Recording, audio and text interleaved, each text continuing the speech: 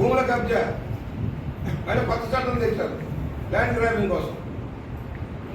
అవన్నీ తొలగించుకుంటూ వెళ్ళిపోతాం.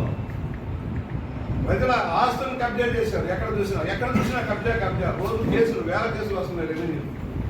నీ భూమిని ఎవడో పట్టాలు పుట్టించుకున్నాడు, నీ భూమిని ఎవడో రిజిస్ట్రేషన్ చేయించుకున్నాడు. ఇది అన్యాయం కాదా? ప్రభుత్వ పెద్దల శాఖలతో విశాఖ లాంటి వాళ్ళ గద్దలే కాకుండా అన్ని ప్రాంతాల్లో, ముఖ్యంగా రాయలసీమ ప్రాంతాల్లో, మెట్ట ప్రాంతాల్లో ఎంత విలువైన భూములు కొట్టేశారు.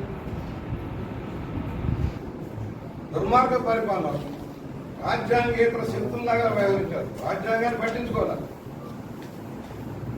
పట్టించుకోలే ఎక్కడ కూడా. ఫండమెంటల్ ప్రాథమిక హక్కులు ఇచ్చేశారు. మీడియాను శాసించారు, ఇష్టారాజ్యంగా మీడియాను భయపెట్టారు, ప్రజలను భయపెట్టారు, నాయకులను భయపెట్టారు. బయటకు వచ్చుకునే చెప్పుకునే అవకాశం ఇచ్చారా? నన్నే అనేక సార్లు, నేను శాంతికామకుడిని నన్నే అనేక సార్లు హౌస్ అరెస్ట్ చేశారు. ఏం చేశారు? నీకు బయటకు వెళ్ళకూడదు, వీడెవడండి చెప్పడానికి. కాన్స్టిట్యూషన్ రైట్ అది.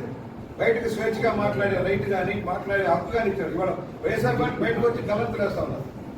వాళ్ళు చేసేది ఏంటి? కుట్రలు, కులాల పేరుతో, మతాల పేరుతో రెచ్చగొట్టడం కోసం జగన్మోహన్ రెడ్డి కపటాలు వాడుతున్నాడు. సోషల్ మీడియా దుర్వినియోగం చేస్తా ఉన్నారు. పచ్చి బూతులు మాట్లాడుతూ ఉన్నారు. రోజా లాంటి వాళ్ళు, పేరు నాన్న ఏం మాట్లాడుతున్నారు? వీళ్ళకి పేరు నాన్న బియ్యం కేసులో ఉన్నారు, కూడా ఉన్నది దోచుకుపోయారండి. వాళ్ళ గురించి మాట్లాడకూడదు, చర్యలు తీసుకోకూడదు. మద్యం స్కామ్లో వేల కోట్లు దోచుకుంటే జైలుకి పంపించకూడదు. ఏ తప్పు లేని, అసలు కేసే లేని కేసులో 54 రోజుల పాటు జైల్లో పెట్టారు చంద్రబాబు గారు.